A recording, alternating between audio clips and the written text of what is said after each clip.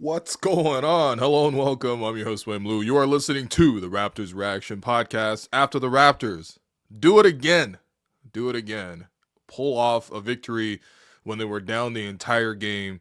They hold on at the end, 107 to 106 against the Orlando Magic. Raptors used a very late 13-0 run to pull ahead after trailing the entire game. Literally, the first lead was 2-0, and then it was like 103 to 102 or something like that. But yeah, Raptors used an incredible comeback at the end, and honestly, it was not a pretty game. Like, this was an ugly game throughout. Every Raptors Magic game is kind of ugly. But just like how the Raptors did to the Magic last year, twice in a row actually, in Orlando, Raptors managed to pull off two clutch performances. And of course, Raptors last night, I mean, that was exhilarating. That was a bigger profile. That took a lot of energy out of the boys. Obviously, they went to overtime. A lot of guys had to go, play out of their minds. Scottie Barnes coming to the bench looking exhausted after hauling down 25 rebounds. That took a lot out of them. And you saw the lingering effects the next day, how much the Raptors were struggling. I think they got down like 13-4. Orlando had every sort of opportunity. Guys were playing free, and it looked like the Raptors were going to have a letdown game. And honestly, I thought, to me, watching that, I mean, obviously last night, being in the back of my mind, I'm like, okay, look, I know the Magic's offense is kind of bums. Like, I know they scored 60 in the first half, but like, that's not real, and it wasn't real.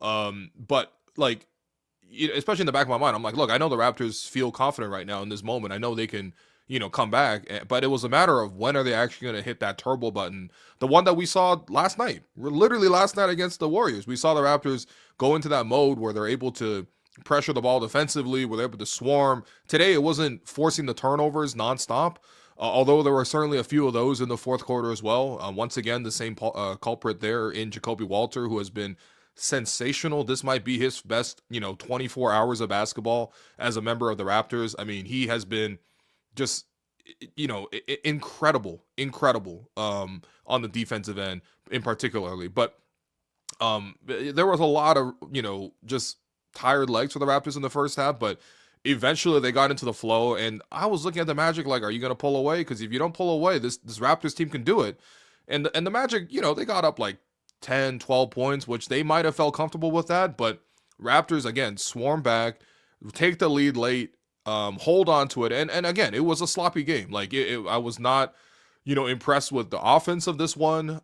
You knew it was going to be a struggle when at the end of the first quarter, your three leading scorers, in Scottie Barnes, Brandon Ingram, and Emmanuel Quickley, like, those are your three weapons, okay?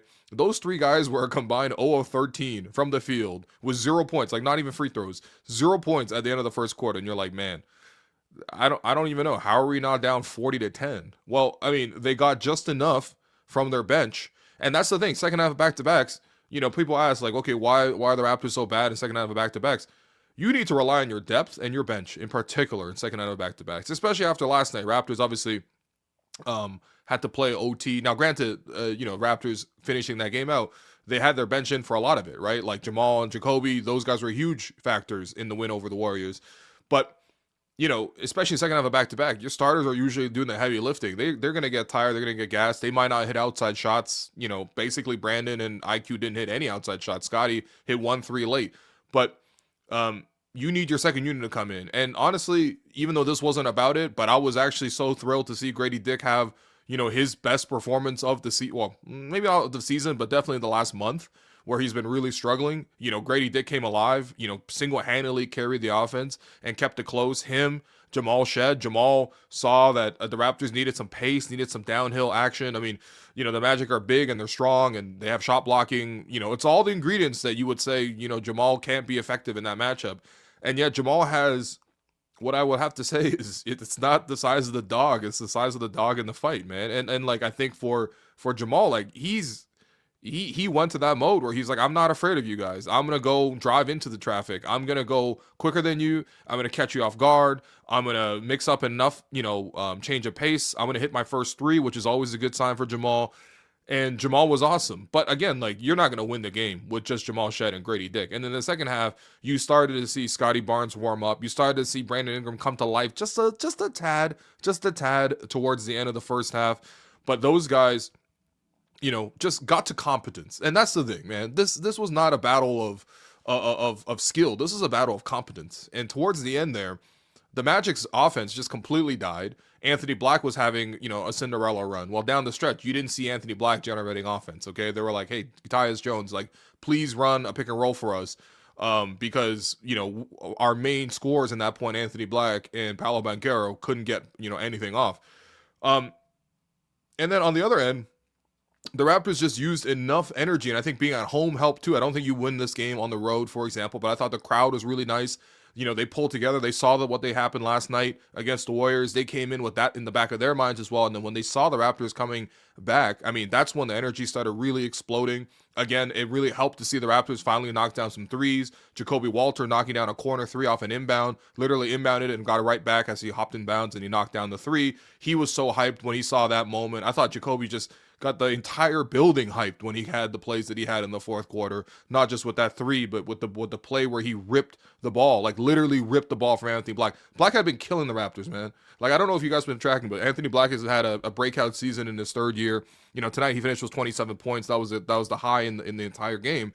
And he was the major problem for the Raptors to handle. Well, they put Jacoby in the game, and Jacoby really, really stepped up in that defensive end. I mean, literally, it doesn't get better than him on his, in the eagle, hands, knees bent, defensive position, shading back and forth with the guy, and then finally ripping the ball, literally ripping it, stripping it, diving on it, holding it, and then finding the kick out and winning a rebound, winning a turnover like that. And Jacoby had in so many plays. I single-handedly counted 4, like, massive defensive plays by Jacoby Walter, but he breathed like so much energy into that comeback.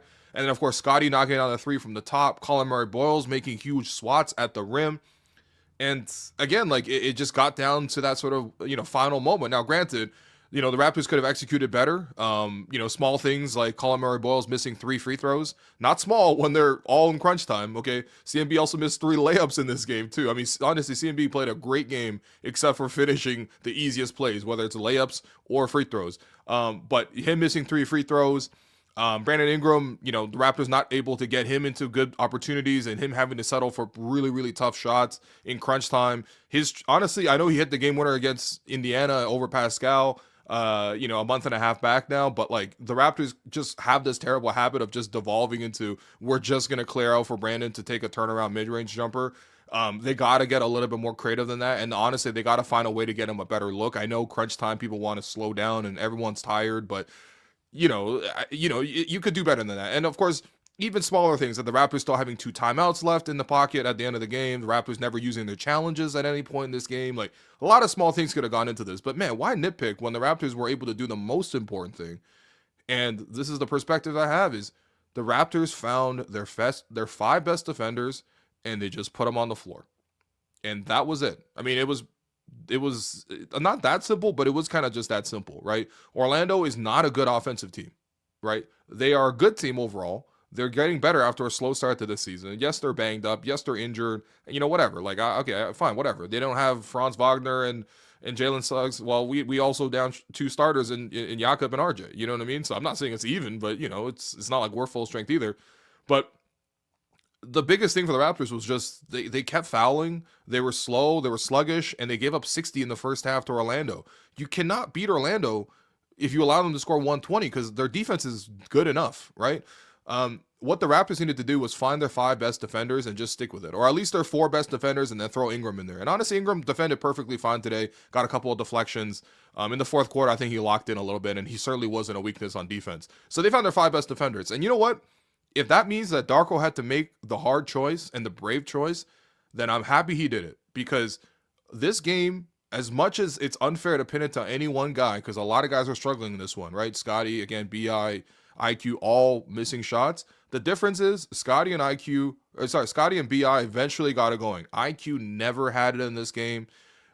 He got his first basket of the game with 2 minutes left in the third quarter, got a little layup off of a drive getting downhill against Goga Batadze, and then had another play going downhill, and he scored with a nice little Gortat screen for, I believe, CMB to clear the way for him. But man, was not effective defensively, was not effective offensively, didn't generate or create offense for himself or his teammates. And again, by the time the fourth quarter rolled around, and Darko, it's not like Darko didn't say like, "Hey, I'm going to give you one last chance." He gave him that chance. It was Scottie plus IQ plus bench at the start of the fourth quarter. Raptors needed to generate some offense, and of course, at that point, you're begging him to just do something. Not only was he missing shots and missing transition shots badly, and the threes didn't even look close, but the most egregious part was, okay, maybe that part wasn't going, but are you compromising the defense? And that's the thing. You have to know the scouting report, right? You're like, IQ's never going to be out there guarding the toughest players, right? It's not like, hey, we're going to get you to cover Anthony Black today. We're not asking you to cover Paolo Banchero today. Those are the top two threats for Orlando. We're asking you to cover Jace Richardson. He's a rookie. Now, he's like a decent rookie. He's taken in the first round, but like late 20s. And the one thing you should know about his scouting report is that he's a lefty. He's going to drive left. He's a lefty, okay?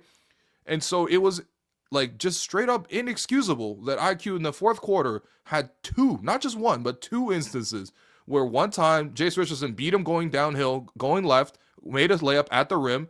At that point, you should just be like, oh shit, my bad. You know what? Okay, I shouldn't have made him a mistake in that first place, but now at least I know because he just burned me on this. A couple plays later, same thing. He drives the same direction left, beats IQ again, and then gives up the foul. And at that point, Darko says, I'm not going to lose this game.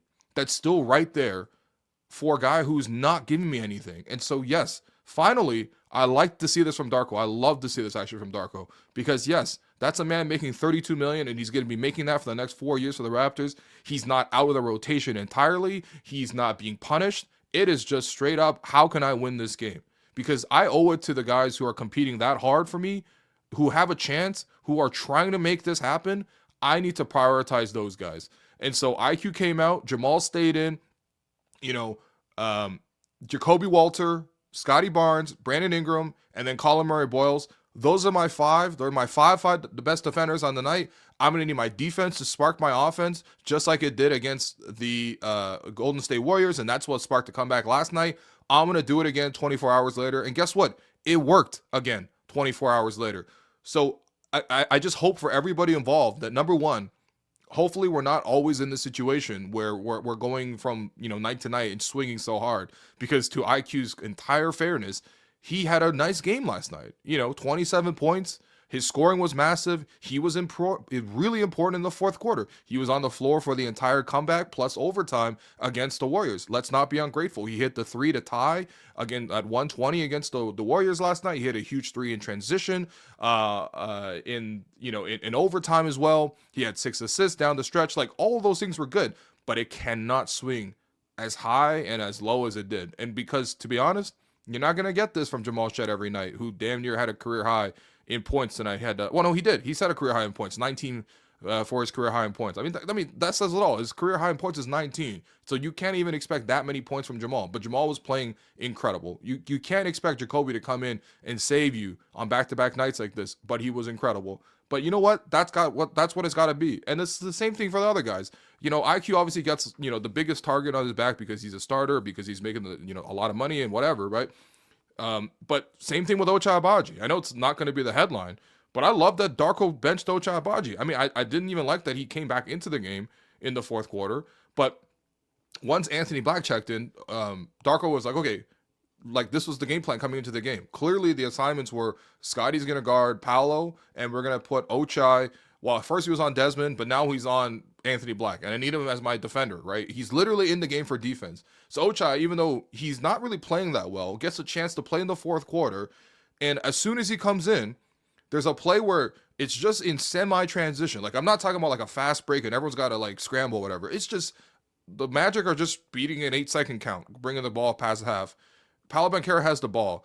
For some reason, Ochai is stuck ball watching. It's not even him guarding the ball. Scottie's on the ball. He's just ball watching, and he's standing above the three-point line. And literally, Anthony Black, all he has to do is just like jog behind him. He's still not recognizing it, and Paolo Banchero throws it to the rim. Black is a very athletic player, catches an alley-oop.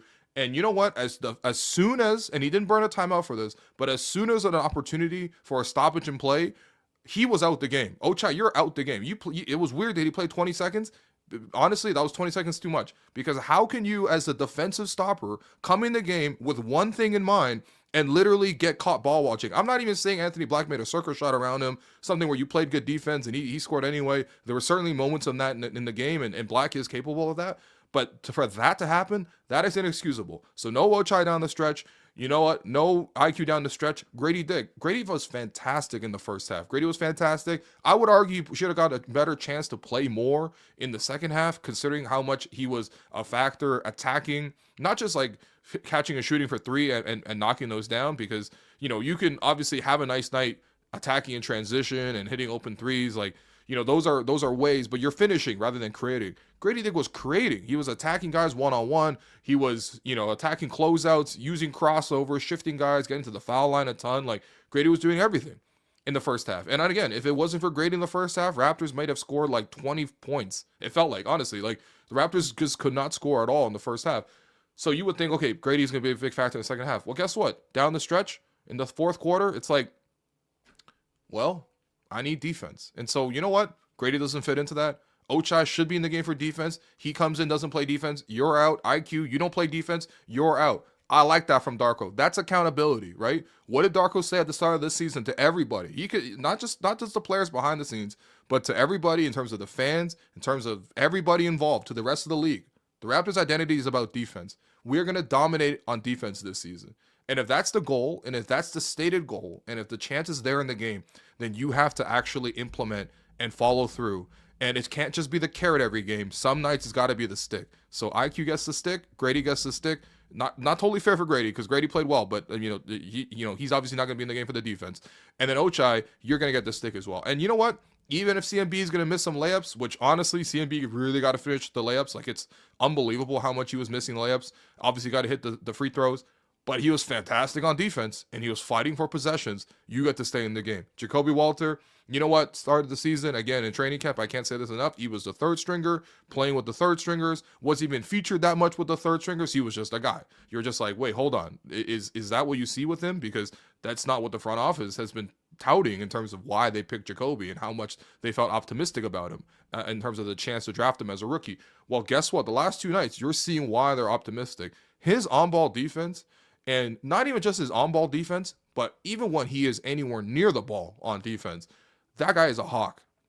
He is a hawk. And he is coming over. He's attacking you. He's, whether he's ripping it from you one-on-one or he's coming in for the blind double team, he is so good at that. Some other guys tried this. You know what I mean? I see IQ kind of half-heartedly coming over and be like, oh, I'm going to ditch my man. Maybe come in for a steal. Not full-hearted. Doesn't really feel it. Doesn't really get the aggression. Now that just means that you abandoned your man and you're not getting the turnover. It's a high-risk, high-reward play. But the odds can be in your favor depending on how aggressive and how well you time it. Jacoby Walter does it better than anybody on this team when he comes over with that blind double team.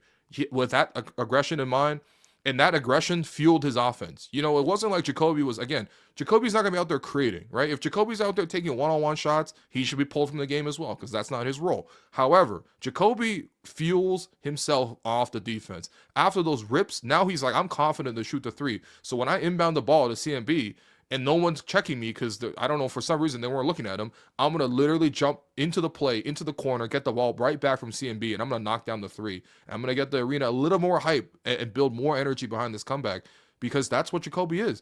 He's prowling on the baseline. He's playing that aggressive defense. And this is the thing. Defense, there's tons of defenders, right? Even last year, you would say, well, Ochai was in the game a lot for his defense. I thought Ochai was not disruptive enough as a defender to be a proper stopper. Not only the size and everything like that, but he wasn't generating steals. He will block a shot here or there, mostly recovery stuff, but mostly he's a responsible, I'm going to try to stay in front type of guy. You know what I mean? And there's a value to that to some degree. However, these are NBA players, and especially if you're guarding the best NBA players, they're going to be able to make contested shots. Like, you could stay in front of Brandon Ingram as much as you want. Brandon Ingram's going to shoot over you and he's going to score, right? So you got to go sometimes get the ball. And that's where a defender like Jacoby and the style that he plays is actually a tier above. Just guys who are just able to stay in front. Yes, Jacoby can stay in front. He can slide his feet, but he can also just rip it from you. And that threat alone makes it more valuable. And I said this even last year as well. So I'm being consistent on this. It's not just me celebrating because Jacoby had a nice 2 games. This is what his potential is. He can be, just as good of a knockdown 3-point shooter as Grady. And this season, he's been better at that. and he's actually better on defense than Ochai. So why is he in competition with these two? And I like that Jacob was able to separate himself. But again, that was a factor. Jamal was a factor. Again, Jamal, I just can't say this enough. It was refreshing to see him come in and just change the game. When I look down on my notes and I take notes on every single Raptors game, I mean, sometimes the game is really well out of hand, and so I stop taking notes because it's like, when I see Garrett Temple in the game, I don't know, I put my pen down type of thing. You know what I mean? But like obviously when games are still in, the mix and in the balance, I take the notes, and I'm looking at my notes every game, and I see entire stretches where it's just Jamal Shead, because you look at the end of the first half, Jamal Shead, this the push that he made, because again, the Raptors were down 20 in the first half. They got down as many as 21 in this game, but he had a quick crossover for a driving layup. This is after he missed 2 free throws. But he missed the 2 free throws, but the Raptors kept the possession, and he got a quick crossover, drove to the rim, made a layup. Literally a tougher shot than the 2 free throws, but whatever, right? Here's the driving free throws. Then he's pushing in transition, dumps it off to Mamu. Mamu completes an and one. Mamu was really good in this one, but defensively needed CMB, so he didn't close the game either. Then Jamal knocks down a 3 from the top. That cut the lead down to only 10 points. Orlando then had to call timeout to stop Toronto's run. There should be a stat in the NBA where it counts who forces the most timeouts by the opposing team. Because I feel like there should be something where it tries to quantify the feeling of momentum, right? The game was going nowhere. The Raptors are stuck. The Magic are comfortable. They're up 20. And then Jamal goes off. And all of a sudden, he's single-handedly sparked 8 points in a row by himself. Now the Magic got to call the timeout. After that timeout, Raptors run a pick and roll. They got Ochai rolling to the basket. They come off the corner a little bit. Jamal slings it immediately. He throws it early. He throws it quick. He throws it on time in the right place into the shooting pocket for Collin Murray-Boyles. He knocks down the 3. That's another great play by Jamal. And then afterwards, he had a hard drive, gets into the paint, dumps off to CMB. Unfortunately, CMB was missing layups in this one, and he had a point-blank layup, and he missed it. But another great play by Jamal. That was just all within the span of like 2 minutes. And that's the thing with Jamal. He has that ability, and it reminds me of Kyle in that way. And I know this is always the comparison we always go back to. Well, guess what? When you're the GOAT, you get talked about in Toronto, and we're going to talk about Kyle Lowry forever, man. We always will talk about you. But that's one of my favorite things about Kyle. Shit might not be going for the Raptors. It probably wasn't going for the Kyle. But in 2 minutes, he could just flip the game, and he changed it. Because, again, the Raptors were down 20, stuck. All 3 of their star players were not doing anything offensively. And all of a sudden, Jamal comes in and flips the switch. And, of course, Jamal maintained that energy down the stretch. And I'm so happy Jamal got to close the game. And, in fact, this is the first. And Jamal has closed a lot of games for the Raptors this season. He's been always one of the guys that Darko likes to trust and turn to. But it's always as a 2-point guard lineup.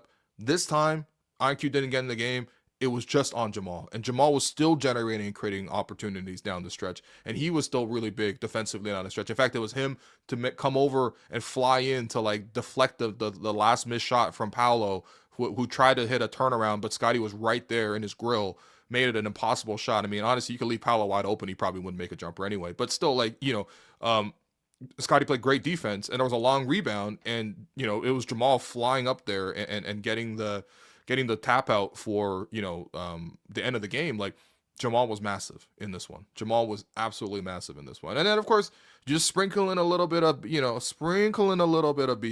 Just here or there. Brandon's like, you know what, I might not be going. The one thing I love about Brandon, the shot might not be going, but his confidence is always on 100. You know what I mean? Like, it's the shot preparation. It's almost like a bit like kind of how Kobe had it, the Mamba mentality of like, it doesn't matter if I'm making or missing the shots. If my role is to be out there as a scorer, Brandon's role is to be scoring as a leader. And then again, especially in crunch time, he gets even more added touches. And maybe the efficiency isn't great, but the one thing you can trust with Brandon is he's not going to be shy, and he's going to keep attacking, and he's going to keep shooting.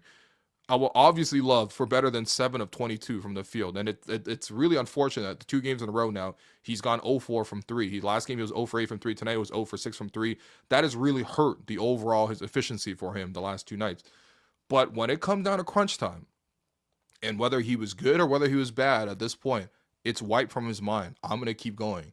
And when the Raptors need it, and you could tell when a comeback's there, and it's there, but you may be forced to tie. That's the first sense of half relief, but the real sense of relief, and also I guess the re-empowerment of that belief, is when you not only tie the game, but then you take the lead finally. After all that work, after the Raptors were grinding like crazy. Again, you go back on this tape, Jacoby diving on the floor, CMB fighting bigger guys for rebounds, Scottie rotating everywhere, Jamal flying, buzzing around and shit. Like, they're finally fighting, the crowd's there. That, like, release has to come from when you take the lead finally. And of course, it's Brandon Ingram, one-on-one, get to the elbow, rise up, pull up, shoot over the defender. And it created such a great sense of optimism that we were going to do what we did last night. And that's what happened. And honestly, it was such a dogfight in this one. Like, it had to be so difficult. It felt like the Raptors really didn't have the right formula to start the game. Again, they came out so sluggish. Guys weren't scoring. Guys weren't, doing the right things. Defensively, they weren't even as locked in as they needed to be. Like, a lot of things went wrong. And they needed some unlikely heroes, but they got them. And you know what? We haven't been saying this enough, and that's unfortunate because when the Raptors were losing, the second unit was clearly a minus. But similar to when the Raptors were winning at the start of the year, when they had the 13 of 14 stretch, we were bragging about how good that bench was, right? Isn't it a blessing that, Jamal comes in the game and changes the game? Isn't it a blessing to see Mamu knock down shots? Isn't it great to see Collin Murray-Boyles, and his physicality and his defensive instincts translate right away? Like, again, I can't stress this enough. The Raptors, the reason why the Raptors took them 9th overall, because they evaluated the draft and they said this is the second best defender in the draft. I mean, Cooper Flagg's there, so it's hard to be better than the number one pick, who's a phenom. But other than him, I want Collin Murray-Boyles defensively. And you looked at him tonight. Defensively, he was awesome. The 2 blocks was great. But the thing that's been surprising me recently is CMB has been a man possessed on the glass. The other game, how in Miami where he had 9 offensive rebounds and he got his first career double-double and he got the chain. Tonight, 7 offensive rebounds for 12 rebounds. Yes, he went 1 for 6 from the field. Yes, he couldn't convert his layups. Yes, he couldn't convert the free throws at the end. And those are things that are really, really, are important, and those are necessary because, again, we're not asking Collin Murray-Boyles to create his own shot right now. It's literally just, can you convert a short hook shot when it's created for you? Can you knock down a 3 when it's open for you? Can you knock down free throws at the end? But the reason he's stuck in the game was because this man is special defensively, and his hustle is making him now a huge factor. Because, again, him winning 7 offensive rebounds against the Magic, like, that's the thing. It's one thing to do it against, like, the soft Cavs or the Heat, who were like lifeless that game, or against a small team, even like, or like Golden State last night. It wasn't easy to see Scottie get 25 rebounds. It took like an incredible effort from Scottie, but at least you can understand it contextually. It's like, okay, the Warriors are old, they're on the road, they're small. Man, the Magic are big, right? Like, they got size pretty much outside of the point guard position right now because they had Tyus Jones in there, but Anthony Black is a big guard, very athletic. Tristan Da Silva's like 6'9". You got Wendell Carter, who's like literally got Angel Reese sitting courtside watching him. He probably didn't want to get shown up. Well, he got shown up a little bit. CMB literally fouled him out the game by getting so many rebounds around him. Paolo's 6'10". Like, this is a big physical team. In fact, that's why this game was so ugly, was because both teams were being so physical towards each other. And again, CMB's like, you can stand beside CMB. He's 6'6", 6'7". He's not that tall. But, man, he played like he was 7 feet tonight, and I love that. So just for the fight and the effort alone, I'm not gonna critique any of the style points, man. This was not a stylish win. To be fair, the Raptors aren't a stylish team. This is what the Raptors are supposed to be. And you know what? On some nights when the Raptors are hot and they're flowing, that's great. We can rely on that. But if not, we got to be able to fall back on this. And the last 2 nights that we've saw is the Raptors can fall back on their defense. They hit this gear. It would ideally start at that gear, or that they could just come out and play with better intensity. But I liked what Darko did today. I felt like he chose the identity for the Raptors. And yes, that means some sacrifice. You got to step on IQ's toes. You got to step on Mamu's toes. Grady had a fantastic first half. You're not playing the second half. Ochai, you come in the game for 1 possession. I'm going to embarrass you and take you out because you embarrassed yourself. That's what it is, and that's what it takes to win. And I congratulate Darko and the rest of the team for pulling this one out. So we're going to take a quick break. Again, just a fantastic game and a fantastic 24 hours for the Toronto Raptors. We're going to hear from our sponsor, and then when we come back, we'll take your questions. This segment is presented by Table Fare and Social. Get your pregame bites and after-work drinks at Table. It's at a great location right across the street from Scotiabank Arena and just steps away from Union Station and the Metrolinx bus terminal. Will, what are we having at Table Fare and Social? Well, they got one of our favorites in the city, Alouette. Ooh. And you, of course, you know Alouette. Incredible food. The wedge salad? The wedge salad, exactly. Imagine you're about to watch a Raptors game, you're about to watch a Leafs game, you're about to catch a concert at Scotiabank, and beforehand, we get together, get a couple of drinks at Alouette, get that salad. We're ready for anything, man. Yeah, no, there's plenty of options at Table Fare and Social. This is your go-to spot. Next time you're off to a game, check out Table Fare and Social, a downtown food hall right across from the arena for some great pregame bites and drinks. All right, let's take your questions. I always love the chat, loving the wedge salad. Please go try it for yourself at Table Fare and Social. All right, everybody, we're going to take your questions. Intern Krem has been going through them. And I appreciate the questions. Krem, get some more in here because quite frankly, I'm not loving the first couple here, but it's all good. It's all good. Second batch can be better than the first batch. All right, first one.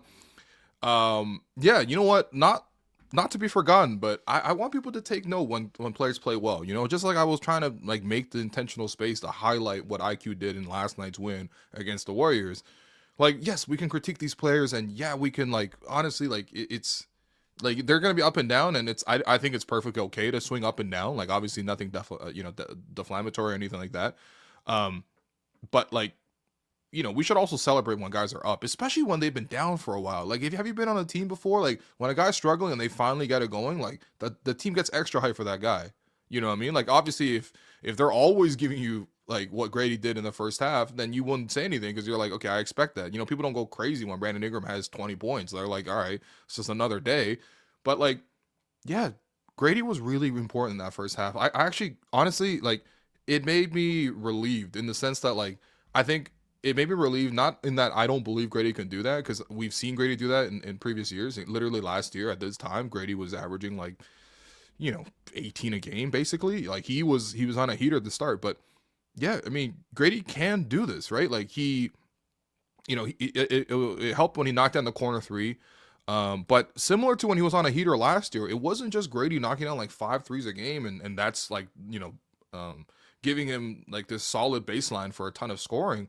You saw the variety in Grady's game because he's coming off screens and he's shooting the mid range and he's attacking downhill and he looks a little crazy doing it, but like he's got a little, he can handle just a little bit, especially in tight quarters, and then get downhill and draw a foul. He's fearless at the basket. He's trying to play above the rim, and he was giving you incredible effort out there. And Grady tonight, 15 points in the first half, 4 of 7 shooting from the field, 2 of 4 from 3, 5 of 6 from the foul line, got himself to the foul line a ton.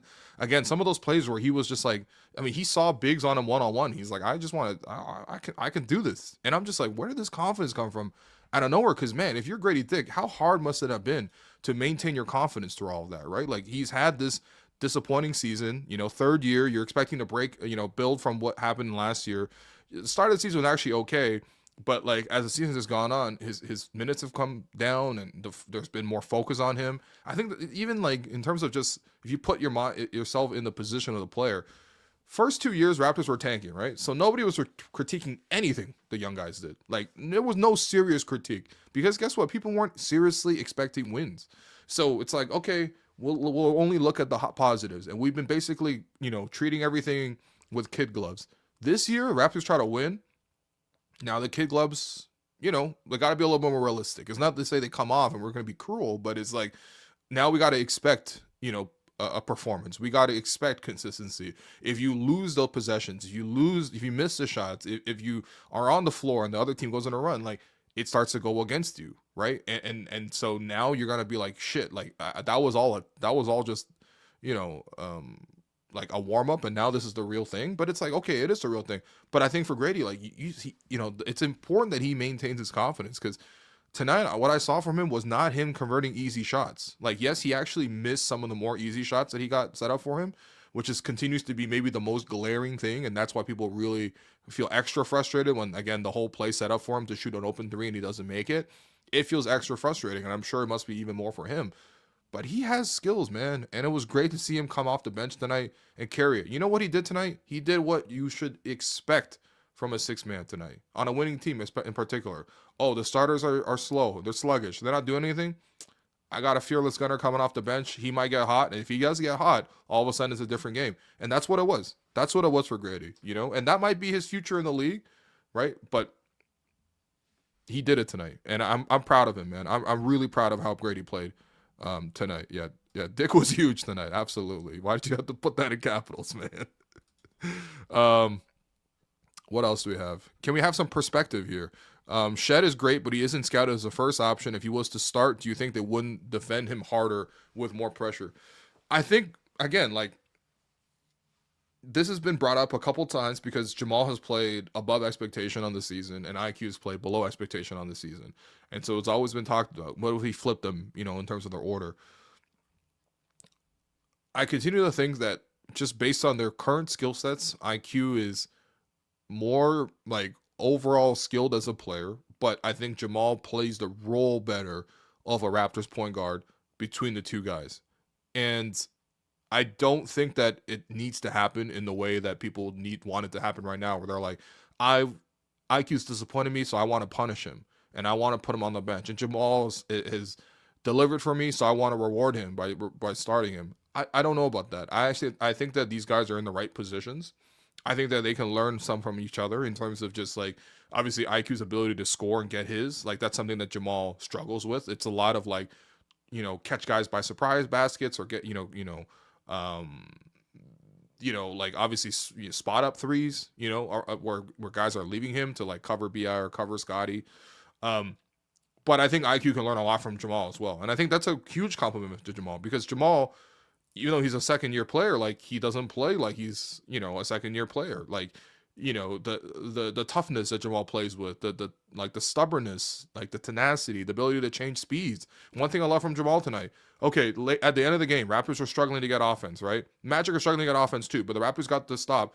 Jamal actually got the pass, and he raced ahead. And he was just like, he raced ahead and he just kept going towards the basket. And you were like, whoa, is Jamal going to just go in for a quick layup here?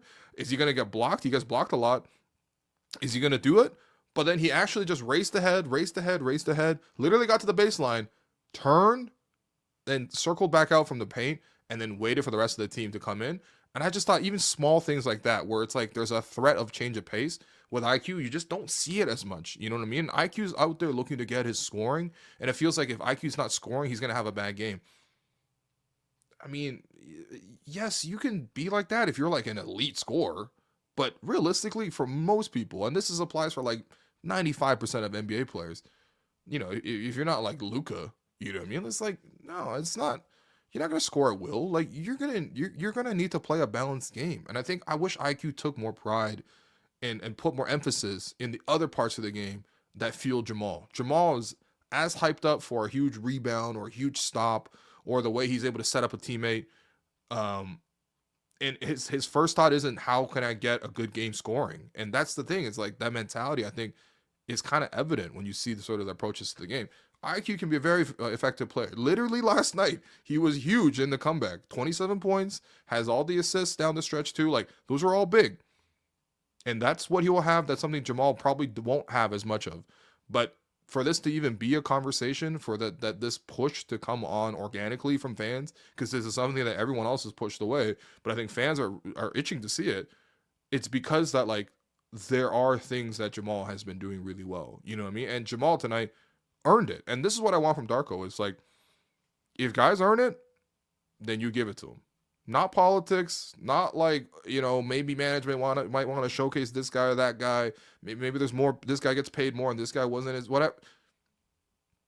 If it's about winning, there can't be priorities above winning, right? Winning is what do I need to do right now? Who's going to do it the best for me? Who's going to do it the most consistently for me? And who is going to, like, go all out to correct a mistake when they are the one, when you know, things don't go your way, because that's always going to happen too. Is like, you might have a plan, but things probably go wrong. Like, what's that determination, you know, to keep going? that's what I like tonight. Okay, some nights Jamal's gonna play better than IQ. Then Jamal should finish ahead of IQ. If Jamal and IQ both playing well, finish with both of them. If IQ's playing well, Jamal's playing badly, bench Jamal. You know what I mean? Like, so I liked it because it's very noticeable because this is the first time all season where IQ got benched down the stretch when he was available, and it was absolutely the right call. But it doesn't mean that this is what it needs to be, that we need to flip the two around. I think Jamal as a change of pace guard actually really helps as well. But I totally understand it though. I totally understand it. Yeah, Kimba, you feel safe with Jamal in the rotation, the same feeling you had with Kyle. I mean, it's safe, but it's also like, I don't know. Sometimes I guess like it's hard to see like people with quiet burning desire. It's much easier to spot when people are like loudly passionate. And sports is obviously one of those things where people are going to be like, burning hot and cold and stuff like that. And look, sometimes I like a little, quiet killer. You know what I mean? I love a Kawhi Leonard. I love a Brandon Ingram. You know what I mean? Like, I got my brother and my dad tickets to tonight's game. And when I gave them jerseys to wear for tonight, I literally gave them, a Kawhi for my dad and a Brandon for my brother. And it was just like, you guys represent these guys. Cause everyone loves those type of players too. Like I like an icy player, but I also love an emotive player, man. You give me that other end with like Scottie roaring in your face and Jamal, and the all out sort of effort he plays with. Like, I want to see that as well too, and yeah, I mean, I think for Jamal, it's the stubbornness though, man. Like shit doesn't have to go Jamal's way. But he makes it so, and again, I respect that quality about him a lot. Like I think that, this is something you can identify even back to, I mean, if you watch any of Houston, his play for Houston in college basketball, Houston was one of the best teams in the country when Jamal played there, and he was the star player, he was the featured player, he was the coach's son, but effectively, not literally, but effectively, right?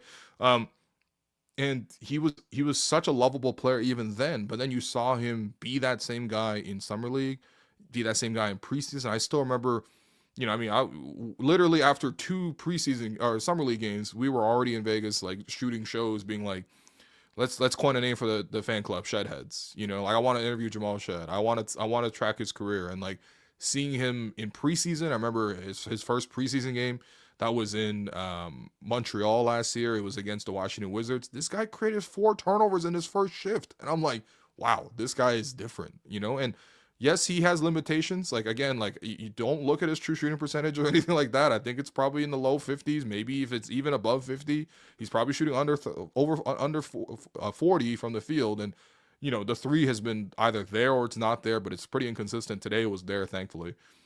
But his approach to the game and his determination and sort of his defensive approach, like he's awesome, man. And he's brave too. That's the thing. He's brave. When shit goes bad, I know I can trust Jamal too. He's not gonna get down on himself tonight. And he's hungry, man. I love that part about him too.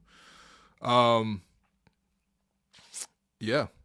Jamal and Jacoby were great picks in an otherwise unremarkable draft. You know what? That's the thing too. People, I mean, I know recently there's especially because the Raptors lost to Washington, makes it a lot worse. You can always play that game of like, oh, this guy was right there, and you could have drafted this guy. Keyshawn George, for example, was drafted a little bit, later after the Raptors had the chance and they took Jacoby. Actually, yeah, there was some other factors that went into that one. I know Liban Osman sort of referred to those as well. Actually, ask Liban. He would know exactly the answer why. But it wasn't that strong of a draft. I mean, you look at it. I mean, right at the very top, you saw the reports today, right? Like the Hawks, basically a year and a bit into the his rookie contract, they were like, yeah, does anyone want Zachary Ricochet? It's like, damn, that's the number 1 pick, and he's already on the trade block, a year and a bit into his career. And so, yes, I mean, people did predict that it was going to be an underwhelming draft. There are certainly players that are hot and cold, but I think, I respect players when they're also contributing to winning as well. And that's the thing that's been impressed with me about Jacoby. It's like last year he started the season slow because he had the shoulder injuries and, he missed some time in training camp. You know how hard that is when you miss time in training camp for anybody, let alone a rookie coming into the league?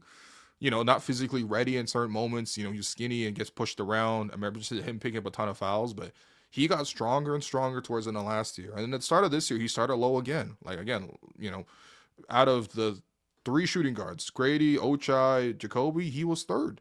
He was third behind those guys. But while you look at right now, he's first.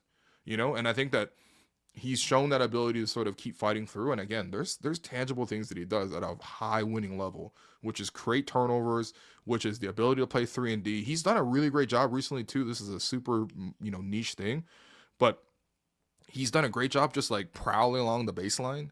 And especially when teams have been playing zone and teams have been zoning the Raptors like crazy, in particular the second unit.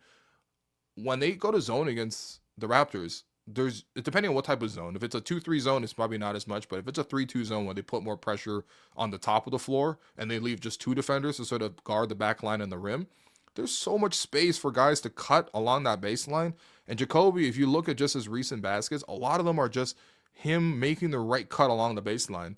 And then when he gets down there, he's not rushing either because he's pretty good at a little pump fake here or there. But he's just been finishing. That's the thing. I don't care how you do it, but you just got to convert and finish. And he's been doing a great job with that. And then he's got the confidence to knock down the three. Like, yeah, these two, I was very happy. I mean, last year, again, the Raptors only won 30 games last year. The highlights of the season were that they managed to trade for Brandon Ingram. And even though he didn't play, it was a sensible and a good trade, and especially for the value in terms of what the Raptors gave up versus what they were acquiring, something they didn't have, they needed to have, and we've seen the impact that Brandon's had on the Raptors this season. And then the other part was, the Raptors got some young guys that you felt confident in the future. Jamal, Jacoby, Mobo was much more a factor last year. This year he's the forgotten man, so okay, maybe he's fallen off a little bit, but. Yeah, I mean, you have Jameson in that stretch too. Unfortunately, Ulrich wasn't medically able to play this year, so they had to cut him. But from my knowledge, he's still around. Not around the team, but he still lives in the GTA and stuff. Like maybe there's a chance he comes back. Like this is just my hope. That's not reporting. It's my hope. No one talks about this, because it's a medical issue. So it's a special case. But in any case, like they did well last year. And I'm hoping to continue to build on that. The other part too is not only did they do well with the picks, but they started building a defensive identity last year, and it was fun to watch. Another comment here, this team at full strength, and if the bench can perform like this, it's going to be a problem. But this team has been a problem at times this year, right? Like, we can't just ignore that they had like one of the hottest months of any team in the entire association in November. Now, granted, it was November, and especially as the Raptors started losing, you put more doubt towards it. People were putting it down. Maybe even I was guilty of that a little bit in terms of just saying that, like, well, there were certain teams that had missing guys. I mean, shit, that's every night, man. That's the NBA. Even at that time, I was saying, like, the luck wasn't that the Raptors were facing teams that were banged up. The luck was that the Raptors were healthy the whole time. Because you look around the league, every team comes in, probably going to miss one or two guys, like just like the Magic tonight. But did anyone cry for the Raptors when they didn't have RJ and Jakob, who were essential pieces to the team, and they weren't able to play? No, they just pointed to how the Raptors were bad. Well, again, the team at full strength has shown that they could actually put together results. And I don't know if we'll ever get to see it. The update on Jakob is that, we'll update again in a week. So we'll see where Jakob is. Hopefully, if Darko was right in his assessment, or if the Raptors were right in their assessment that, he basically needs 2 whole weeks off. Hopefully after that will basically be 2 whole weeks, and we'll see if Jakob can start to play more consistently. But, like when he was healthy and when the Raptors had their starting 5 and when RJ, didn't need to be load managed like this right now, and hopefully RJ is able to come back and get back into the form that he was in because he was in a great rhythm, this team did show that they were competitive. I mean, like, we're not, 4th in the East by accident. Like, it's merit. Just like how it was difficult to watch them struggle and, see that the team sort of have to adapt and grow. Like, we have to also celebrate the wins. You know what I mean? I think this year there's been a lot of pressure. There's been a frustration that comes with winning. Winning is not easy. You think 2019 we were just happy after every game? No, that's not true, man. We might have been winning so much that we might have been not happy after some wins, not just losses. But that's kind of how it goes, and that's the real pressure. And honestly, that's the ride of being a sports fan. Like, you got to go up and down with the group, So, yeah, Darko's rotations is still head scratching. I mean, there's a couple things. Okay, so the Scottie plus 4 guards group, it's not my favorite, and I don't like it, actually. Forget it's not my favorite. I just don't like it. Okay, first off, Scottie a center, obviously a sparing move that you got to do occasionally. That's one thing. But it doesn't really feel great. I mean, I guess the version that you want from this is, okay, you have Scottie with like 4 guards, so ideally they can all shoot in space, and so Scottie can sort of get more room to operate, which is fair offensively. Like, I'm sure there's some idea behind that, but it just, I don't know. There hasn't been enough creation between Jacoby and Grady when they're on the floor together. Then Jamal, if he's on, he's on, which tonight he was definitely on. Jacoby was on today, or actually all 3 of them were on today, so it was fine. But like, just in general, I don't know. The Scottie plus 4 guards look is small. They get dominated on the glass. It just didn't feel great, right? So at the end of the first quarter, when the Raptors were, looking for different opportunities, they went to the Scottie plus 4 guards lineup, and literally Orlando just got every rebound. And I was like, we just signed Mo Bamba. I know he doesn't even know the plays. He literally just got to Toronto. He must be confused, but can we at least throw him out there for the size? And lo and behold, he literally started with the group in the second quarter to put more size on the floor. I know people are actually a little bit curious about the Mo Bamba thing, so let's actually talk about that. Yeah, like I think he was a wall for the small stretch there. Yeah, I mean not just for the small stretch, as this comment says, but like I don't think it's fair to even judge him on the plus minus, because again, watching it visually, aside from Wemby, I'm not sure which other centers would have stood in there and won some of those minutes for the Raptors based on how they were playing. Because the other part too is those small guards weren't rebounding. Like Grady was looking to leak out, Jacoby was not rebounding, Jamal wasn't there, Scottie was tired. Like everybody else on the floor with Mo was not doing anything. So it was literally Mo Bamba under the rim against 3 Magic players. What do you want him to do? They're just making extra passes and drawing fouls on him.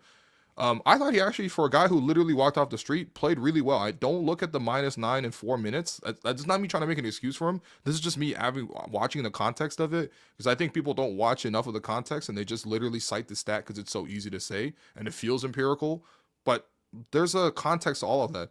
When he came in the game, maybe you could say he didn't squeeze a rebound here or there, and that's a fair thing to say about him, but he blocked 3 shots right away. Guess what? He shouldn't be able to block 3 shots in 4 minutes. That means that they are allowing that many chances at the rim as a defense, and that wasn't his fault. That was, ultimately the Raptors weren't doing a good job at that time. Now, of course, this was probably the likely outcome in the sense that he's got to go through practice. He's got to figure out what the team wants from him. Guys got to understand sort of what to do with him. I think first play, Ike tried to throw him a lob. It got broken up. It's like, couldn't make that more obvious, man. Oh, Mo Bamba's in the game. What am I going to do? I mean, like, you can't just be throwing the lob to him first play. I get the incentive. It's like, okay, reward the big man, whatever. But, like, still, it didn't work, obviously.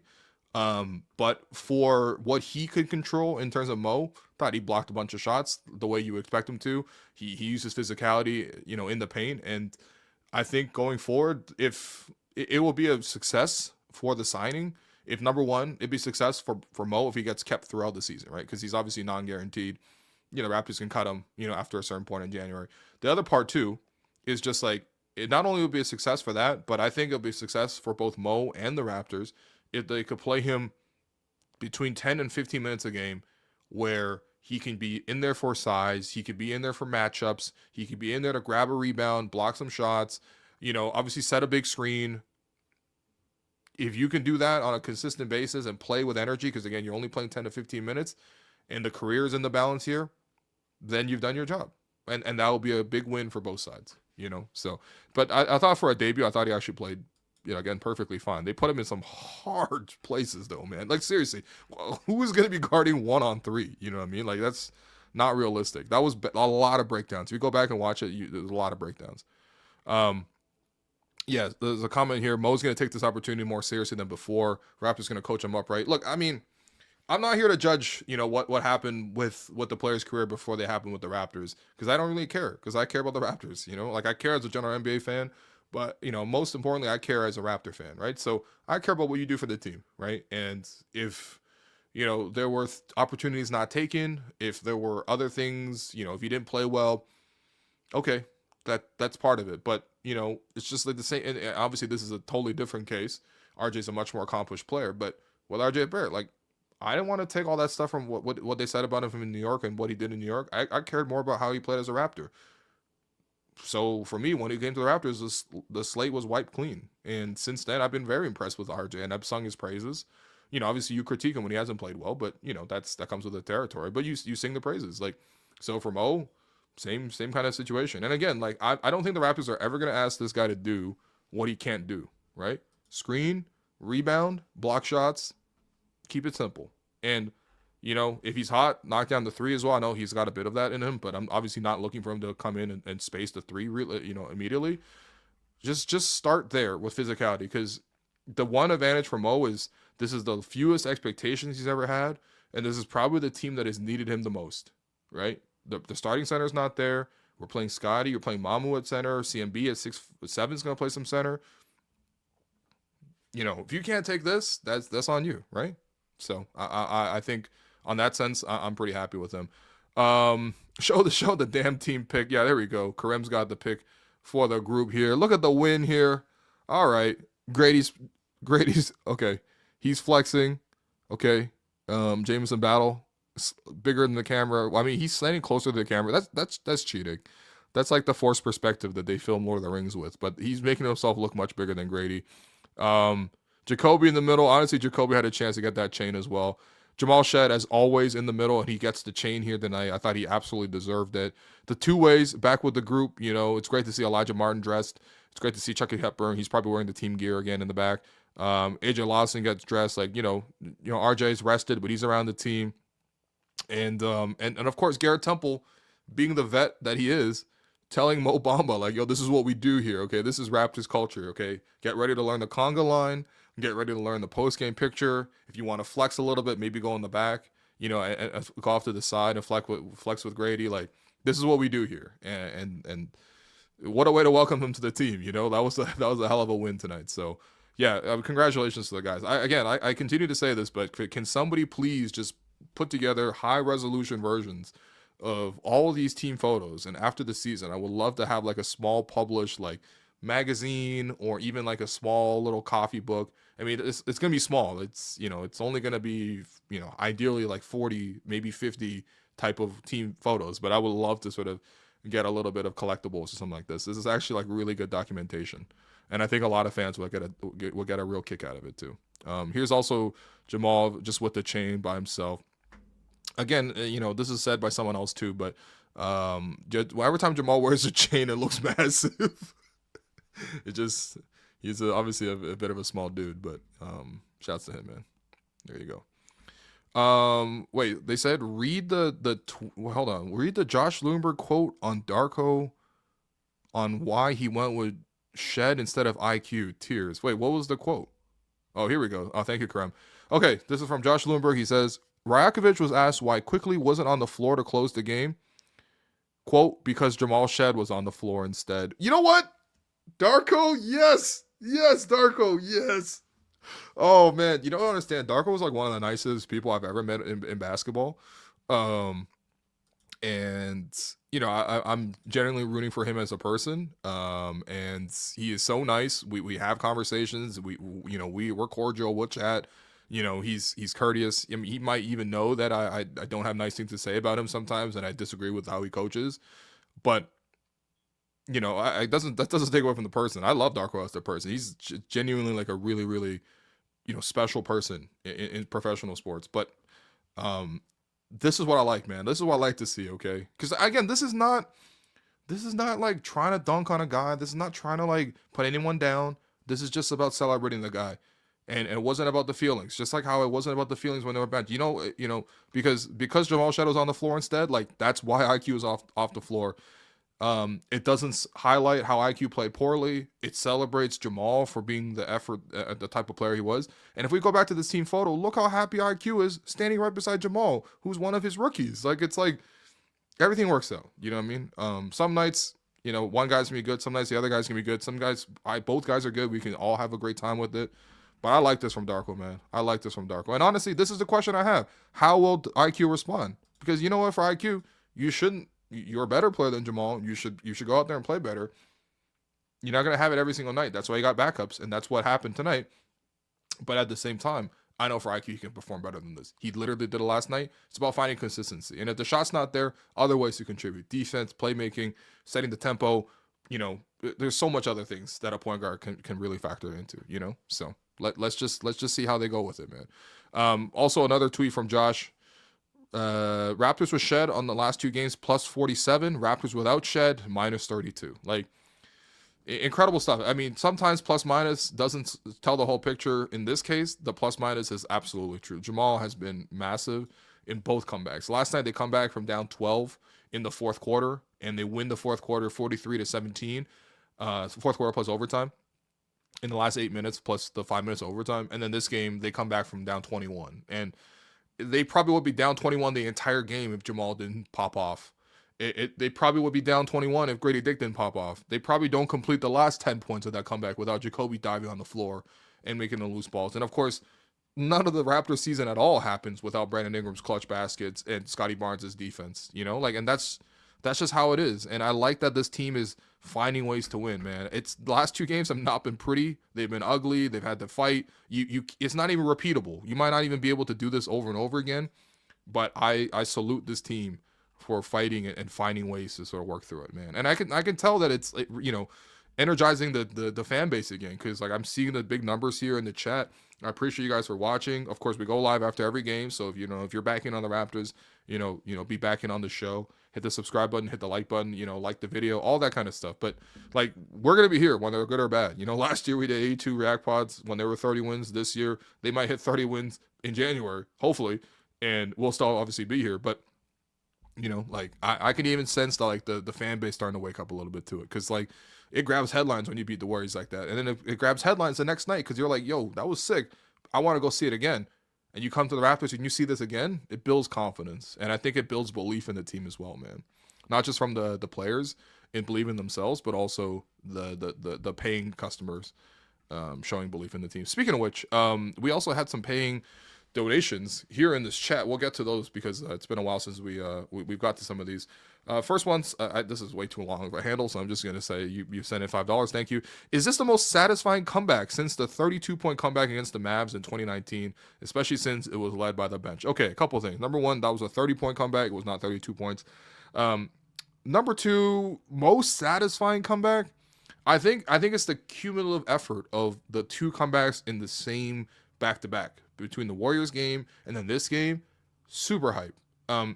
Similar to those games, like in that Mavericks one and that one, there were unlikely heroes, right? Nick Nurse at the end of that game, guess what he did? He benched some of his best players. Fred VanVleet wasn't on the floor. OG Anunoby wasn't on the floor. Pascal Siakam wasn't on the floor. Marcus Gasol, Serge Ibaka weren't on the floor. Those are champions, not on the floor. But you know who was on the floor? Kyle Lowry, Chris Boucher, Rondae Hollis-Jefferson, Terrence Davis, and Malcolm Miller. You got to be a diehard Raptor fan to even know who Malcolm Miller is. All due respect. Actually, Malcolm follows me on Twitter. Malcolm, you're a great follow. But you know what I mean? Like, Nick wasn't a, you know, what's the line from Succession, man? You can't make a Tomlet without cracking a couple eggs. Like, you know, Nick was like, I'll gleefully crack that egg, man. I don't care. I'll bench anybody. You know, I probably won't bench Fred very often, and I definitely won't bench Kyle, but I'll bench anybody. You know what I mean? But like, that's what it took to make that comeback, and the crowd got behind them, and kind of the same thing here. You know, Darko being like, you know what, IQ, Mamu, Grady, you guys had decent games. Ochai, you started. You're not seeing the floor at the end there, and that's the right decision. You know, but yeah, super sick, and honestly, a lot of the comebacks too. It's like, you cannot stress how much energy it gives, not just the team, but the building and the entire game, and how much it deflates the opponent when you start ripping the ball from them. Like, why did the Warriors falter last night? Because the Raptors just ripped the ball from them like 4 or 5 times when they needed to, and it just created so much momentum. Not only because it gives the Raptors a good chance to score in the open court when there's no defense set up, but it's also a confidence thing, man. Nothing's more embarrassing than getting ripped at half. But that's what happened when Jacoby ripped it from Anthony Black. And then he had 3 more takeaways down the stretch too. Like, you know, and that's what makes the comebacks. And in the comeback in 2019 for 30 points, like, there was also the turnovers and the full court press and the weird little defenses. Like, those were all amazing. All amazing things that contributed towards the comeback then. So, man, these are happy memories, man. I'm so happy that we have these reference points, you know? It's great that we have these. Someone also said in $15. I think this is Australian dollars. Is that what A plus the $sign is? But no question. But Matt, shout out to you guys for shipping out my Hello and Welcome shirt to Australia. This might be One of the people who no this oh yeah we shipped this to you. Yeah, absolutely. Yo, thank you, man, and thank you for sending the money back to us. I suppose this is e-transfer, although I regret to inform you, YouTube does take 30% of the tips. So, but we're happy to have the 70% refund. That's really nice. We're always happy to send out our merch and show love to fans. Of course, you can also buy the merch as well. We're not going to send everybody merch, but yeah, well, for a show, like, we're actually quite generous with it. And yeah, I just hope you rep as well in Australia. It's very cool to know that we have this impact, and people are like, following the show across the world. I know obviously Raptor fans, Torontonians, we're all over the world type of thing, which is great. Sometimes it's even trippy. Like last year, I took a trip to Hong Kong. This is after I left, me and Alex left sports, and I was like trying to take a month off just to sort of reset. And obviously, I'd always wanted to go back to China, and also I'd never been to Hong Kong before, so I was walking around Hong Kong, and you're like, okay, maybe in Toronto you walk around like, today I saw a couple fans at Freshco. Shouts to you guys taking the Up Express. Hope you guys didn't pay, that Willow discount. But like, yeah, it's cool to be recognized, especially at the Raptors games and just being around Toronto. But I'm like, man, if I'm a Chinese guy going to China, like, I'm not expected to be recognized anywhere. And we were literally just walking on the street, and a man stopped me, and he's like, "You're Will from the Raptors show." And I'm like, "What? How do you know me here? This is Mongkok, in Hong Kong." And he was like, I love the show, man. Keep it up. I'm curious to see what you do next. And I was like, that's insane, bro. How does someone literally half around the world know what this is, man? That's incredible. So anyway, salute to all our fans. That's a bit of a humble brag, really, to be honest. Yes, I got recognized. I was halfway around the world, but it was very rewarding. And again, I think it speaks to sort of how much passion is behind the Raptors fan base, especially when things are good, because we've been having some dry years. So I don't blame people for going away, but I know that passion's right there, and it will never really go anywhere else. Tyler Mackey, you always sends in $7 every show. I appreciate you guys, man. First time at Scotiabank, and the Raptors go 2-0. Very successful Toronto trip. Nice to see the bench guys having a big impact tonight. Yeah, Tyler also sent in $7 last night after he was in attendance for the comeback against the Warriors. Incredible game selection to sort of pick these two back to back to a 10, man. That's kind of incredible. So yeah, impressive stuff. One away from the pizza party. You know what? Pizza party was for when the Raptors were down and they were sad. We're not sad no more. No more pizza, man. The only pizza you can get is when you redeem that pizza QR code. Which, by the way, the Raptors did score over 100 points, so you can redeem that QR code. That's the only pizza party we have nowadays, man. Before we were handing out pizzas for just 3 wins. Now we're handing out pizza because it's promotional, man. We got bigger things than pizza to fight for these days, man. But it was some sad times when we were fighting for pizza. But once again, salute to friends of the program, North of Brooklyn, who actually, when the Raptors did finally hit their pizza party, which was, by the way, the reference is Darko. Actually, Pascal let it drop that Darko promised them dinner, as that he would pay for dinner as a team when the Raptors hit 3 straight wins. It wasn't pizza in particular. It just got kind of like rolled up into a pizza party, basically, or summarized as a pizza party. But it was like, Darko said he'll pay for dinner if they had 3 straight wins. And that happened. I think Pascal said that in maybe November. And the Raptors literally didn't have the 3 straight wins until March of that season, which is so sad. Like, even tanking teams accidentally win 3 straight at one point. But, it just so happened the Raptors kept getting the 2 wins in a row and then losing the 3rd and stuff like that. But when they finally happened, like, literally North of Brooklyn was like, they printed out a picture of, like, if you see this man come to the establishment, give him some free pizza, because the Raptors finally won 3 straight. I was like, yo, we have, I mean, I appreciated it so much, but when I ate that pizza, I was like, man, this Raptors team is down bad. Why are we having pizza parties? And by the way, the Raptors actually did bring pizza to, like, the players even posted. I think IQ posted the pizza they had delivered to practice that game after the 3-game win streak. It's enough, man. It's enough. No more damn pizza parties. Okay, we got bigger ambitions nowadays. What else we got here? Oh, I haven't seen Champagne Bapu in a minute, man. Shouts to Champagne. Hey, don't know if you noticed, but Mo Bamba was glued to Garrett Temple on the bench. It's such a small thing, but that's team culture right there. You know what? I did not notice that. And you know what? I really like that. I really, really like that. Yeah, I mean, that's what Garrett's here for. You know what I mean? Of course, like, you have assistant coaches, and that's one thing.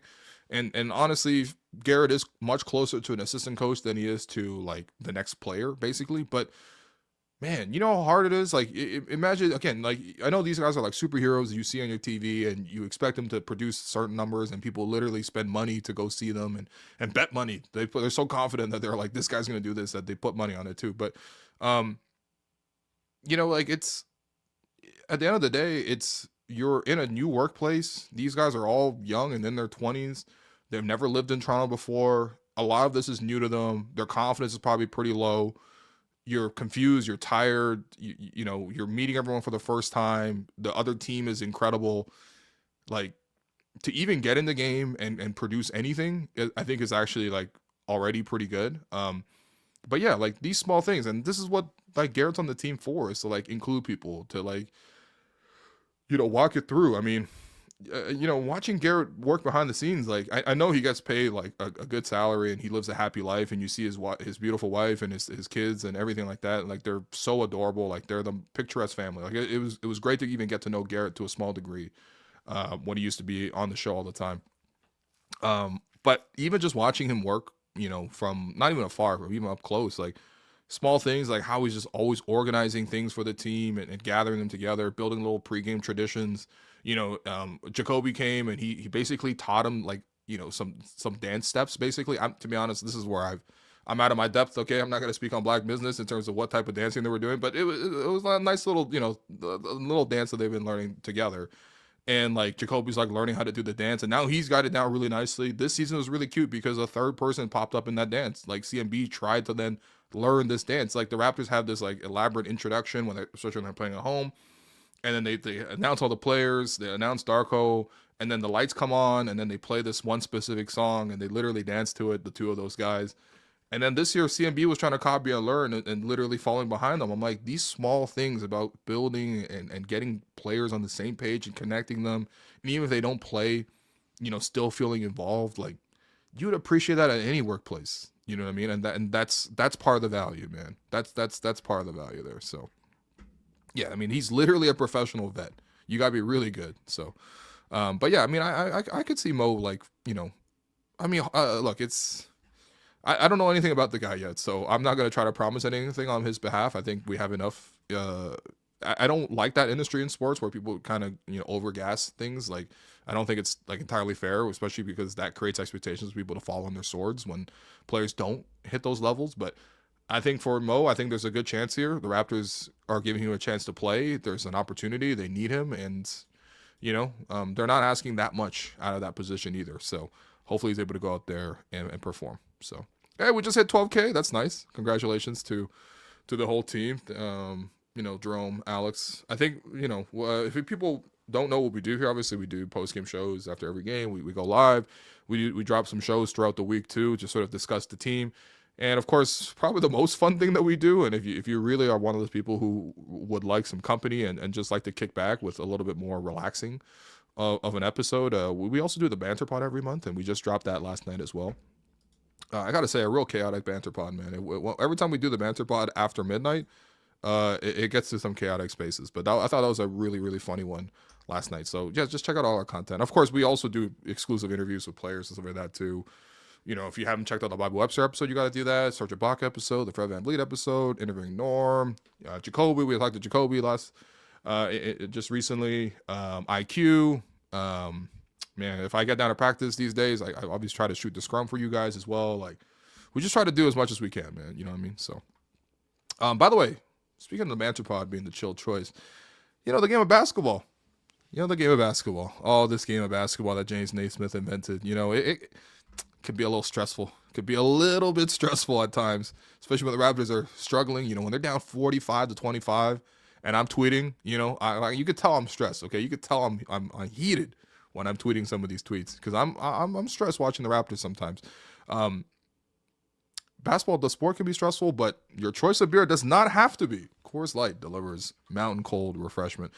Again, that first quarter, that first half wasn't great, but that's when I realized, look, I could be making a chiller choice right now by going with Coors Light. And of course, with Coors Light, it's great to watch it. Obviously watch games, with your friends, watch games with your family. Grab a couple of brews. Like, it's great for those occasions. But of course, sometimes the game again can be real stressful. So what you want to do, pro tip, is you want to stick these bad boys in the fridge. Before your friends come over, just put them in for 15 minutes just before they come over. You know what I mean? And of course, when it gets to the fourth quarter, even at halftime, okay, you're like, man, this Raptors down 10 at halftime. This could be a stressful game. I'll put the Coors Light in the fridge. When the fourth quarter comes around, you pull it out. That mountain turns blue. That tells you that the cold is, the Coors Light is as cold as the Rockies. Like, you're gonna kick back and relax a little bit. And of course, after you see the Raptors win like this, you're gonna thank me, because you're like, you know what? When the Raptors were stressing, I wasn't stressing because I made the chill choice with Coors Light. Of course, you can find Coors Light near you. Visit CoorsLightShop.ca, and you gotta celebrate responsibly, and you must be of legal drinking age. Okay, take a couple more questions before we wrap here. I think we're having a great time. Again, shouts to Krem for doing all this. Oh, also, yeah, I mean, of course. We got some more money. Okay, we got the money in first. Hold on. Shouts to Riley for sending in $7. RJ being an instant 20-5 was so overlooked when you insert him to any recent games without him. Yeah, I mean, low key.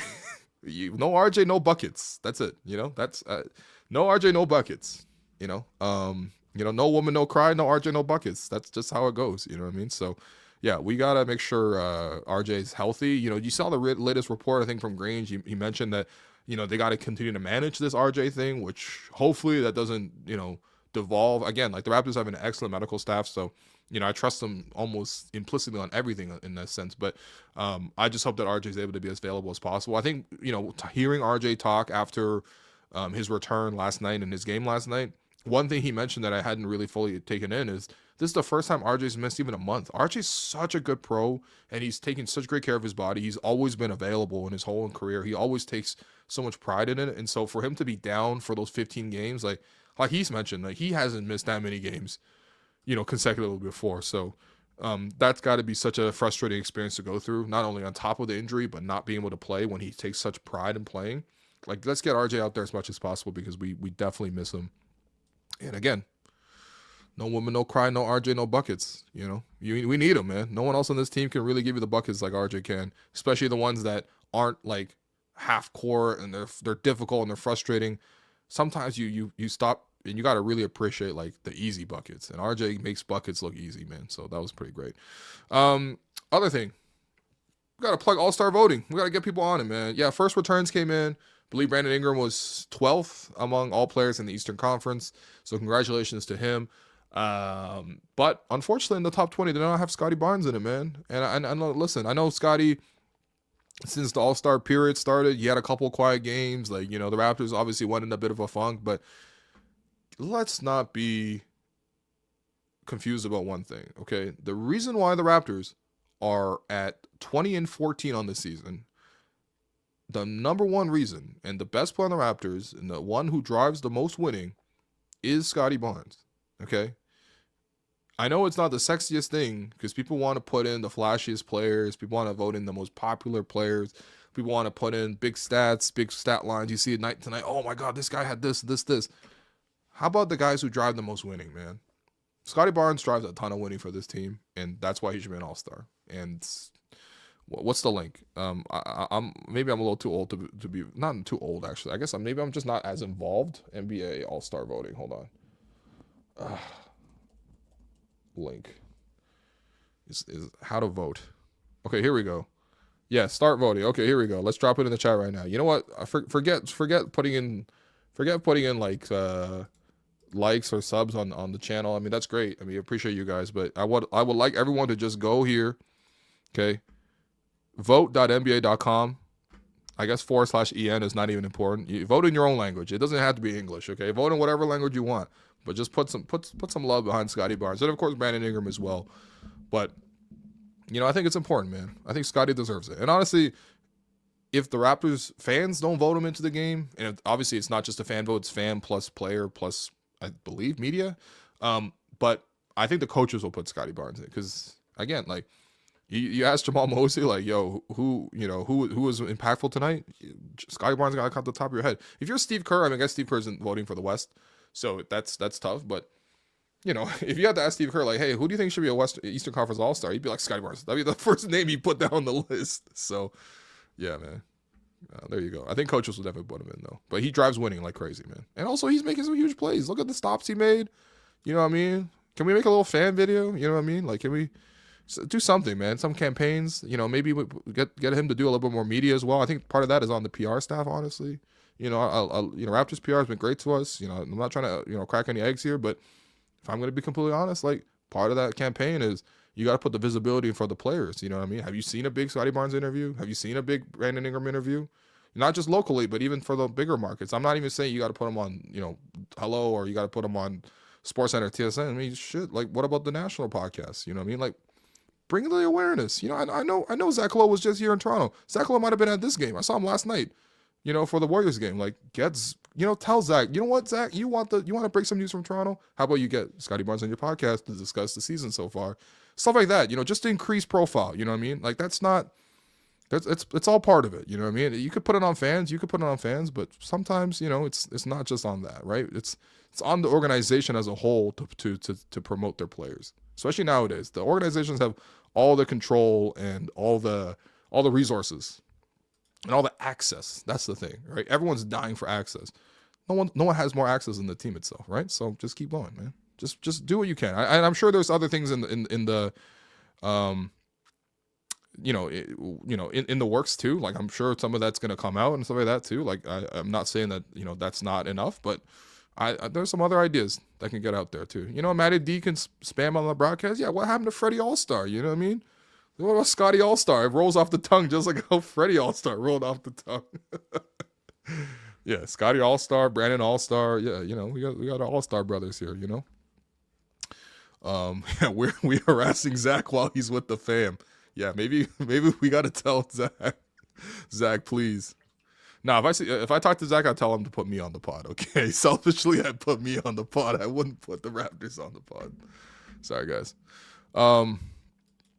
Is Scottie waiting too long in games to become aggressive as a scorer? Yeah, yes and no. I think he certainly he's been playing more point recently in terms of just like handling the ball and setting plays up. I think, I'm not gonna lie to you, like, I always find, especially now this is the 5th year watching Scottie, like literally every game for the Raptors, like, I find his aggressiveness improves as a scorer. If you want Scottie to score, he's better, weirdly enough, off the ball or rolling to the basket, and again, getting set up versus having to do the whole creation himself.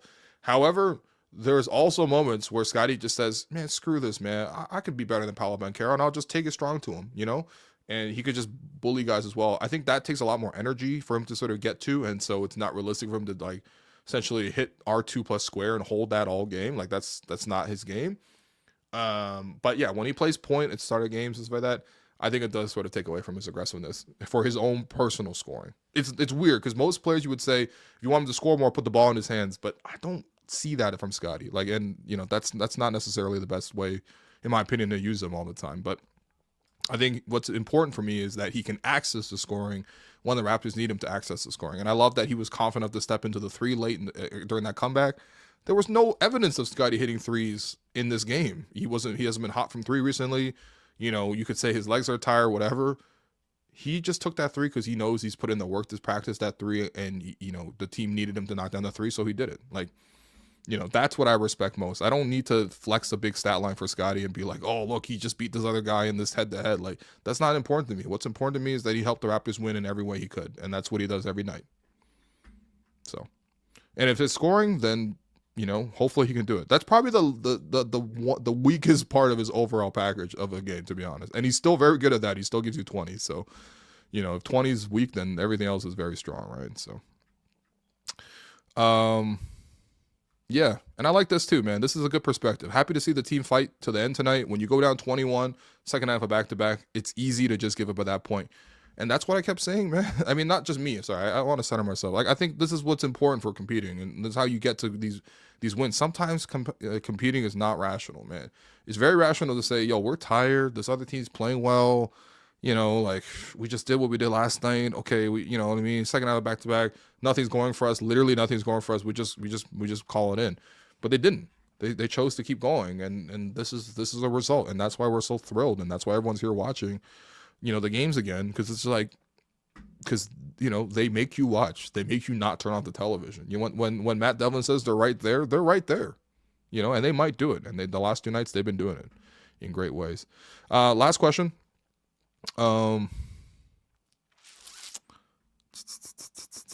This one, actually, I like this one too. Actually, what's keeping CMB from being a monster at the rim on offense? He clearly has the strength for it, but somehow only shows up on defense. How can I say this?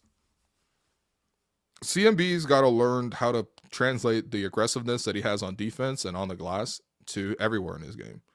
Because once he establishes that he's that bully ball player, once he establishes that he is, you know, he's Heisenberg,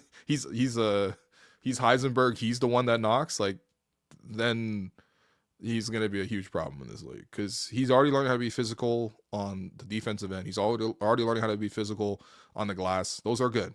You know, he can actually get better in all these things. He's literally a rookie. This is the first time he's doing any of this stuff. But offensively, it's funny because I could see him being a bully in other areas. Right now, and I don't mean this in a rude way. I just mean this in a descriptive way. Could be a bit of a coward under the basket.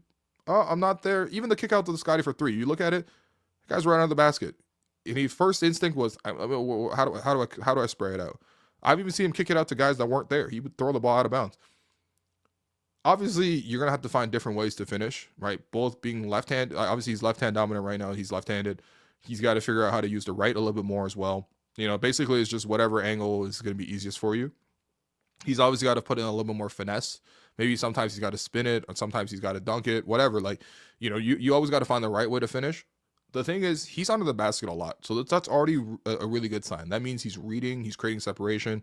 Guys are able to find him, and then he's catching it. He's not like a guy with bad hands or anything. And in college, he was actually a pretty important offensive player. I mean, he was like the go-to guy for the team. Like, he was his team's Jokic for South Carolina last year. Like, the play went through him a lot. He created his own offense a lot. It's a huge difference to go from college to the pros, everything like that. I'm sure the size, the speed, even the exhaustion, people don't talk about that, but how much travel you do, how consistently you play. I mean, in college, you play every weekend. Now you play every day, back to back. So, you know, that's also a factor. But that'll come for him. It's not a guy who doesn't have touch. It's not a guy who doesn't have balance. He has all those things. He's obviously got to master a couple things. Honestly, him playing with Jakob is actually a good thing. One thing, Jakob's obviously way bigger, but he's got push shots, floaters, touch, you know, hooks. Those are all things that he can sort of add to his package. Just like with Mamu. Mamu sometimes finishes with the dunk, sometimes finishes with the layup. Sometimes he goes fast, sometimes he powers up, sometimes he goes for a turnaround hook shot. He's ambidextrous. That's why he's able to finish. They're both the same height. You know what I mean? So you got to add to the bag a little bit. And part of that is just like even making the right reads. But all the signs point to me in terms of just like, he's already doing the intangibles really well, man. So he's just got to figure out the other conversion parts. And you know what? For the way he plays, now that he's already able to somewhat knock down, catch and shoot threes, if you give me 2 threes, if you give me like 4 free throws, if you give me like, you know, a putback, maybe 2 rolls to the basket, you're already like a 12-point player at that point. You know what I mean? And you build from there, you know, but he already has a really solid baseline for skills. He's just got to figure out the offensive part, man. So, but he can do it, man. He could do it. He could do it. I believe in him. So, all right. And most importantly, actually, I didn't even mention this, but most importantly, he's got the physicality. He can bump people, man. He can push people around. You know, it's huge. Last question, actually, from Parappa the Raptor. Thoughts on Angel Reese in the Drake seats tonight? Future tempo. So we actually do have this photo as well from the Raptors, I believe, before the game. So Angel Reese has actually been at the Raptors 905 game recently as well. She was there to watch. This is her brother, Julian Reese. He's a forward for the Raptors 905. So yeah, Julian's he's played well. I mean, he's like a second unit guy, but he's played really well for the 905 this year. He's a rookie in the 905 context, in the G League context in particular. He went undrafted this year. He actually played with Derek Queen at Maryland, right? So like, you know, this is new for him too, but it's actually really adorable. You know, I think who's the older? I think Angel's older. Yeah, I think she's like being the big sis here, checking in on her brother during, you know, the holidays. Like that's what I did earlier today with my little brother. You know what I mean? Like just checking in. And of course, she's also dating Wendell Carter Jr., who's obviously with the Magic. So it makes perfect sense that, you know, she's been able to spend the last 2 days here in Toronto. Is she going to be a future tempo? I don't know. I can't imagine that, you know, Chicago will want to get rid of Angel Reese anytime soon. But yeah, certainly would be a huge name to add to the Toronto sporting landscape. Otherwise, I just see this as like really cool. A big sis showing up for a little bro. That's actually really adorable. So I appreciate that. I mean, yo, we've had some celebrities at courtside, you know, that's nice. You know, what's our record with Glorilla in attendance? Seems like we can't lose with her sitting courtside. Someone needs to buy her a condo within walking distance to the bank. Yeah, that's someone's Brandon Ingram. Okay, that's someone. Or honestly, Glow is not short for money. She could afford some of that MLSE real estate. Just grab something nearby. It's great seeing her at the game. I like how much, especially after Bi hits every time Bi hits a clutch jumper, they show his reaction and then they pan over courtside and they see Glow's reaction. Like all the cameramen are like legitimately like trained on this exact pattern. But yeah, it's been great having celebrities at the game. And she seems really cool, man. She, what I mean, the music is cool, but I just like the way she support her man. That's dope. You know what I mean? Celebrate love in these holidays, man. Damn.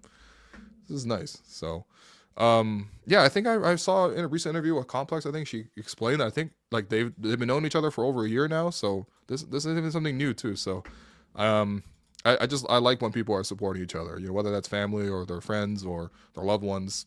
It's beautiful, man. So Raptors win tonight, 3 stars. Let's get out of here. An hour and a half. I mean, it's great they win, but we don't need an hour and a half after every rag pod. 3 stars. You know what? I'm gonna go a little off course. I'm gonna say for the record, Scottie Barnes was awesome. He's the first star. Okay, you can put Scottie Barnes as the first star in most games. He got it last night. Okay. 3 stars for me were the 3 bench guys that came off the bench and saved this game. Number 1, Jamal Shead's going to get the first star for me. 19 points, a career high for him. 4 rebounds, 5 assists, 8 of 15 shooting for Jamal. That's got to be the most. He shot the ball as well. 3 of 6 from the field, from 3 as well. Jamal was awesome. Got the chain, deserved it. Your second star is going to go to Jacoby Walter. Jacoby changed the game. 10 points, 7 rebounds, 2 steals, just like that, especially in the fourth quarter. He was a menace. The start of the game wasn't great. It took him a while to even come back into the game, to be honest, because he was like maybe the 9th guy off the bench, but he closed the game. That's the most important part. Jacoby was awesome. And then your third star is going to go to CMB. 4 points, 12 rebounds, 2 assists, 2 blocks. I'm not even going to read the stat line from the scoring because he needed to do better, but 7 offensive rebounds. He was massive, and he got a chance to close as well. This is with apologies to Grady Dick, who honestly I thought he was huge in this one too, but realistically, it was Jamal, it was Jacoby, and it was CMB, and I look forward to those 3 in particular being Raptors for a long time. So, your Gerald Henderson Award winner, that's it's gotta be Anthony Black. Anthony Black's been hooping recently, man. He's been hooping. 27 points for Black. Obviously, the Raptors were able to shut him down eventually. And a huge credit to Jacoby in particular for being able to do that, because he really owned that assignment in the second half. But yeah, man, Black has had a really nice season, and I've actually tapped into a couple Magic games here or there.